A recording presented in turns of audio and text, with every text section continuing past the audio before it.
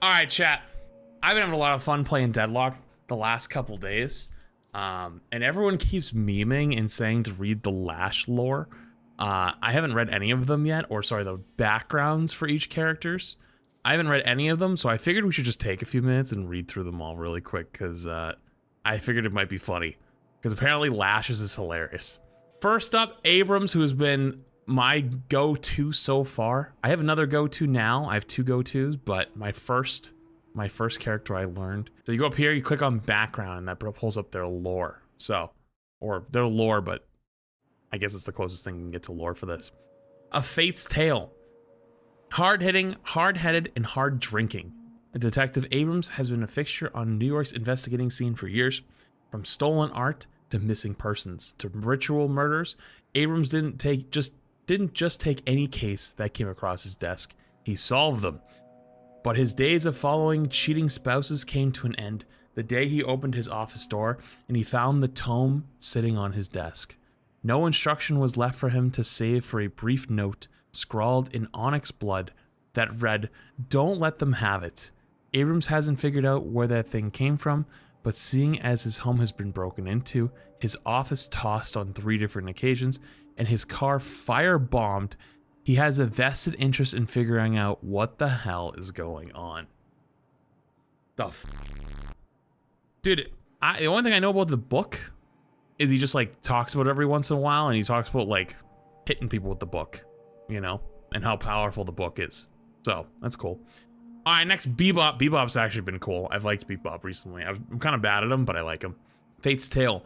Forged by the hands of a widowed junkyard attendant, Bebop was more than just some scrap golem laborer. He was the son she couldn't have. Together, they would work in the iron yard during the day and listen to jazz at night. It was predictable, if not comforting, routine. But now Bebop's creator has fallen ill, and while Miss Shelley wouldn't approve of the activities that Bebop does at night to pay for her medicine, what she doesn't know can't hurt her. Oh my god. Okay, that's kind of sad. Dynamo. I don't know if I should do this first and like show them. Yeah, I probably should show them first if they're not showing up first. As a scientist, Professor Dynamo always had an inquisitive mind. So when a rift in space and time opened up in Central Park, he was the first on the scene to investigate.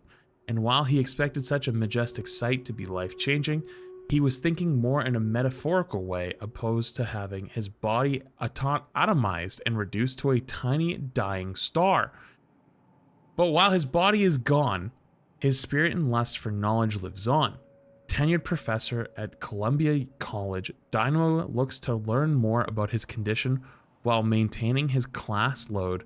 After all, he has future minds to inspire. Wait, that's pretty cool.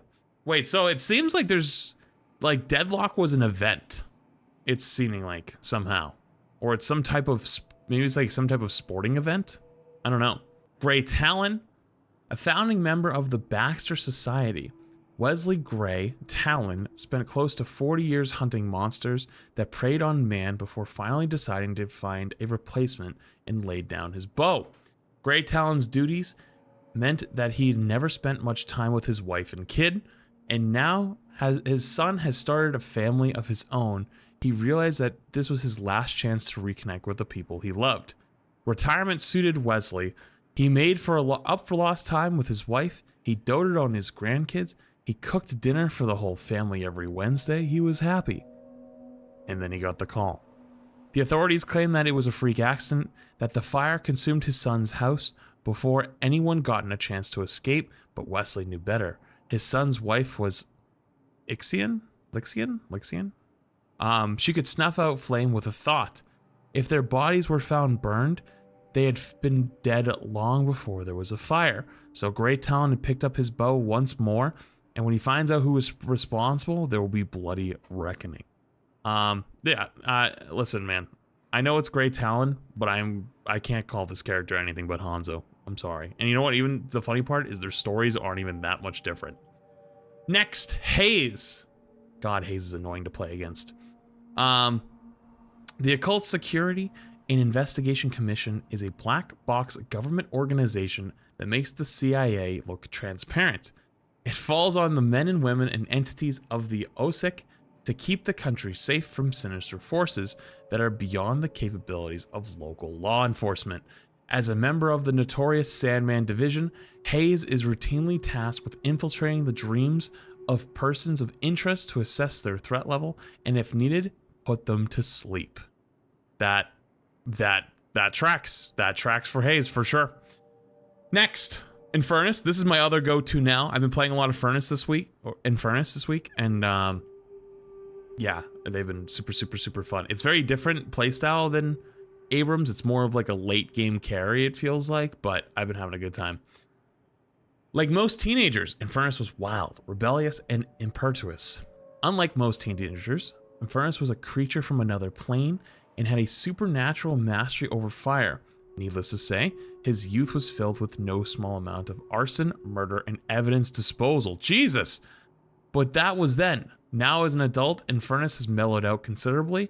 He's happy working at a bar with a good live music and talking to interesting people.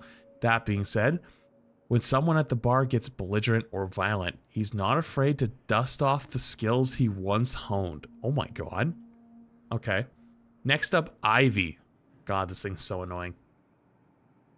The gargoyle didn't know what was happening when it sprang to life. Just that a big human and a small human were being hurt.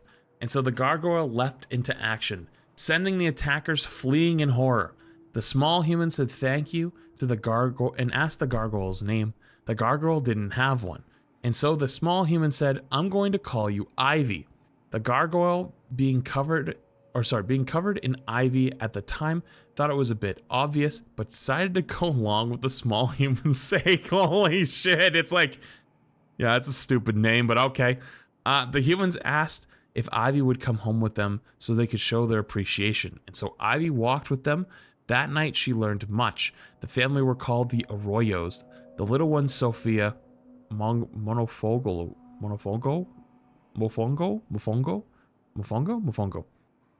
is what they call the plate of deliciousness. But most importantly, she learned that the people attacking them were called the Mendoza Syndicate. They were hurting people, nice people, like the Arroyos. It's a Dominican dish?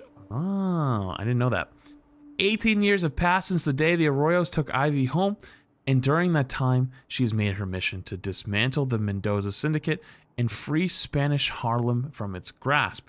However, the thing that about dedicating your life to a single pursuit for nearly 2 decades is that you don't really know what to do once you've achieved it. For the first time in her life, Ivy is prepared to venture outside of the Spanish Harlem and see what the rest of the world has to offer beyond vigilante justice. That's cool. So it seems like half the roster are like vigilante slash like, you know, upholders of the law, and the other half are just fucking degenerates. And I kind of like that. A Fate's Tale for Kelvin, a famed adventuring scientist. Kelvin made it his life's mission to explore and understand the unknowable. So unnaturally, when rumors surfaced regarding an 8th asteroid gate hidden in the Arctic, Kelvin couldn't build an expedition team fast enough, assembling the brightest minds of his generation. Kelvin and his team set forth with much fanfare. They never returned. A year and a half later, the frozen body of Kelvin was found by a fishing trawler, his corpse clutching a rock etched with glowing runes. The crew chipped away at the ice, looking to get a closer look at the body, and were shocked when Kelvin opened his eyes. They checked his vitals. There was no pulse. They sought to bandage his open wounds. There was no blood. And yet, impossibly, Kelvin was alive. Having no memory of what happened on the expedition, Kelvin is looking for answers. Wait, that's actually so cool. That's awesome. Next up, Lady Geist. Once Lady Janine Geist was the toast of the town. But as time passed and her beauty faded, she found herself further and further from her glory days in high society, until finally she was nothing more than a frail woman in a nursing home, telling stories of a glorious past. And that's when Oathkeeper revealed himself, a powerful spirit from another plane.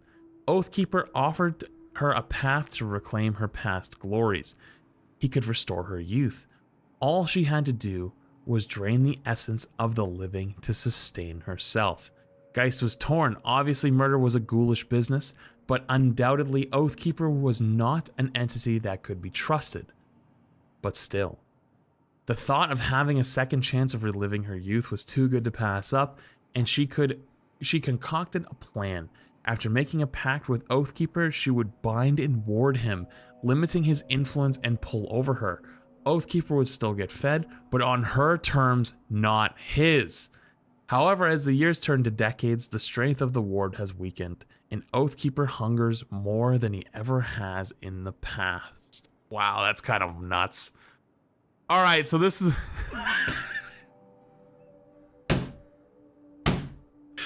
Dude, they have such big, long, awesome tales where they talk about these, like, heroic acts or being a bad person, and his is just... Jacob Lash is an asshole. Dude, they weren't kidding. It's fucking amazing. No shit. Dude, I bumped into so many people in games that cosplay Lash and just be like as belligerent assholes in game. It's funny. McGinnis. Maggie McGinnis always had a knack for building things. At 4, she was using Lincoln Logs. Wait, that's a throwback. Dude, give me a 1 if you've ever played or heard of Lincoln Logs. Give me a 2 if you haven't. To recreate architectural marvels. At 10, she built and rewired a custom light fixture to her parents a custom light fixture for her parents' anniversary. At 15, she designed a machine that refined the souls of the dead. The last one got a little more attention than the Lincoln Logs. Now the head of the Fairfax Industries military R&D department, McGinnis spends her time in the machine shop, not in a lab. She's not interested in theory. To her, science is magic you can touch. Wait, she's not interested in theory. To her, science is magic you can touch. Okay, that makes sense. Okay, Moe and Krill. Okay, I've tried to learn Moe and Krill. This character's just too hard. I can't learn them, dude. Like, it just don't make no sense to me. Don't make no sense. Moe and Krill are members of the Tunnel Rats, a group that help facilitate illicit trade and commerce between the boroughs, thanks to a network of underground tunnels. But while most of denizens of the New York underworld respect the work the rats do, every once in a while a gang tries to exploit the tunnel system for their personal vendettas. That's when Moe and Krill step in and remind the city what happens to those who disrespect their hospitality. Okay, that's cool. Paradox. Paradox, an artifact of time in the name of a notorious thieves guild, one that prides themselves on constructing elaborate heists that target the most untouchable of individuals and institutions. What does Paradox do with the countless artifacts, state secrets, and celebrity paternity tests that they have stolen? Wait, what? Put it on display at pop-up museums so they can show the world that no one is out of Paradox's reach. That's kind of badass, not gonna lie. Up, but badass. Shrouded in mystery, each member of Paradox dons a mask and takes on the organization name. They are everywhere, they are nowhere, and if they want something, they are inevitable. Damn, that's kind of nuts. Wait, so that's a mask? I thought that their head was just a light bulb. Pocket. Aaron Fairfax, the eldest hero to Fairfax Industries, heir to Fairfax Industries, has been living in... Fairfax Industries. Wasn't that what was over here? Oh, yeah. Oh, that's interesting. Okay, so they do have intertwining stories sometimes. That's cool. Has been living in hiding for the past 5 years after being shot and left for dead on their 18th birthday. Aaron doesn't know who is trying to keep them from taking control of their parents' company, but in the Aravice-fueled Viper's nest that is Fairfax Industries, it could be anyone. Taking on the name Pocket, Aaron desperately wants to keep their true identity a secret, not only for their own protection, but because they want to forge their own separate identity, or identity separate from their parents. Oh, that's cool. Jesus Christ! 7? I haven't played any 7, but 7 looks cool. See what I mean? Some of them get absolute novels and others get a sentence. When mystic energy awoke on Earth, the world changed. Anything was possible. But just because anything was possible didn't mean that anything should be possible. And so the governments made rules, laws, a means for us citizens to enjoy the benefits of the supernatural world in safety. But rules and laws are for lesser men, men with limitations, men who are not Seven. There are many rumors about what Seven did to land himself in Lost Whisper. An obelisk? An obelisk? Is it an obelisk? Or is it obsolete? An obsolete for the most...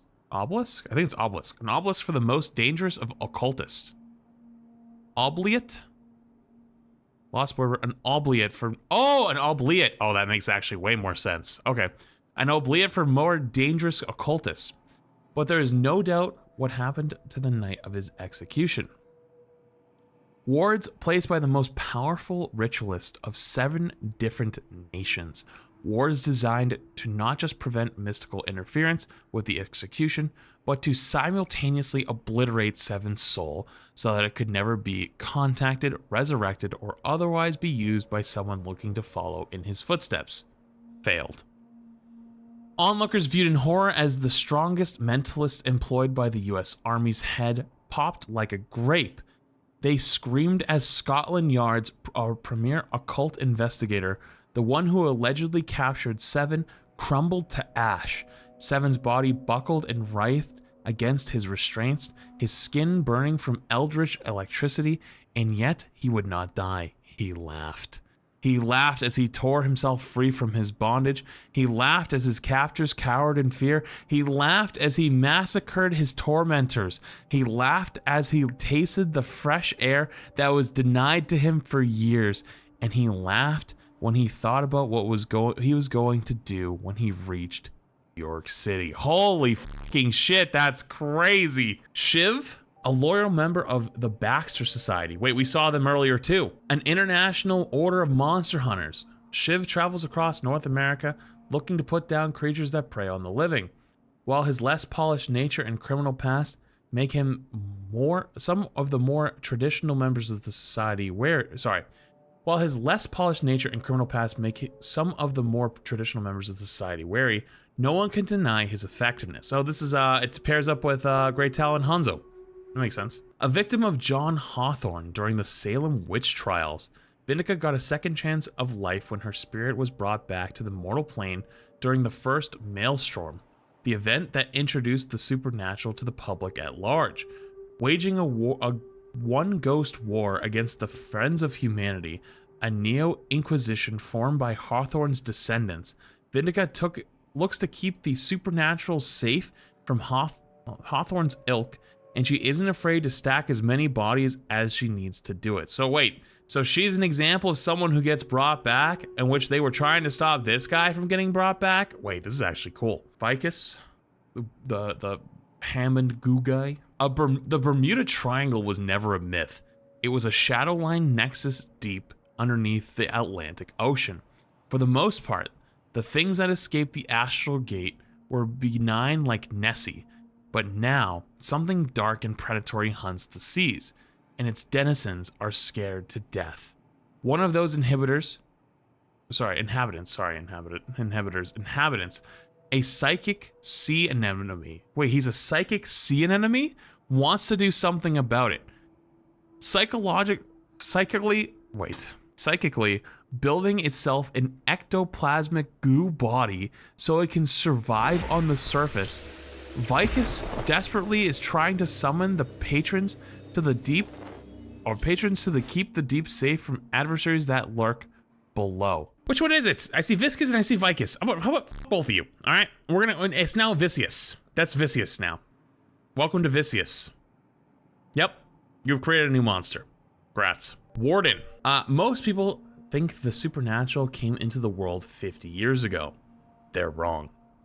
Its presence shaped folklore for generations, and as long as there have been people afraid of the shadows, there are those who have been dedicated their lives to fighting in them. Coming from a lineage of militant alchemists, Warden's family always trained for the day they would have to stave off a mystic apocalypse. But as time passed, the importance of lessons seemed less and less important. Deadlock network offline. What was once viewed as a sincere warning slowly morphed into what is being perceived as amusing anecdotes told by their superstitious grandparents. When the portal opened in Central Park, Warden's parents realized not only was everything they were told true, they were unprepared.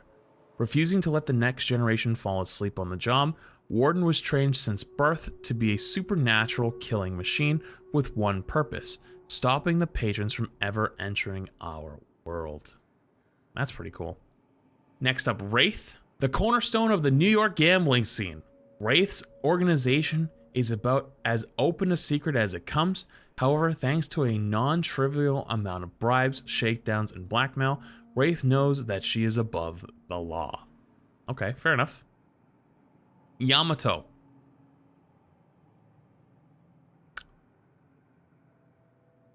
Okay, well, I ain't getting that one, I guess. Any translate havers? All right, we're just gonna roll with this. We're just gonna roll with this. A translation coming in hot. A Fate's Tale. Katori, born into the home of a crime syndicate boss, and her brother Yamato have always been aware of their destiny to take over the operations of the Seventh Moon after their father's death. For many years, they had run the organization together, bringing in profits and success, while also planning an expansion into America. The plan was simple. Katori would remain in Japan to oversee domestic operations, while Yamato would go into America to establish an international base. Unfortunately for the siblings, some of the subordinates did not take kindly to the idea of Katori being in command in Japan. The rebellion was swift and violent. Thanks to Yamato, who sacrificed his life to protect her, Katori managed to escape from Japan to America with a handful of loyal subordinates. In America, the group was welcomed by someone who was supposed to greet Yamato. This man, unfamiliar with Japanese names, mistakenly called Katori Yamato. Katori considered correcting the mistake, but then decided that the best way to honor her brother's memory was to take his name and fulfill his dream. Damn, dude.